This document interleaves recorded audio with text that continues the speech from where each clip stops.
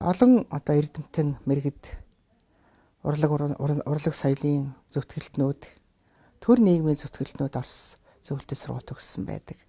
Жишээлх юм бол нийт Монголын эрдэмтдийн 70% нь Орос зөвлөлтөд эрдмийн зэрэг хамгаалсан хүмүүс.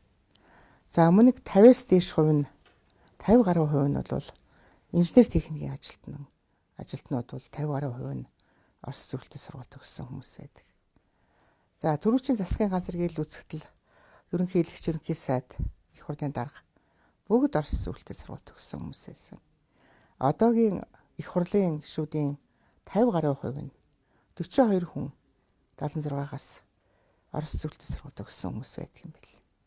Ингээд үзэхээр бол манай Оросын боловсрал гэдэг бол ямар түвшинд байдгүй.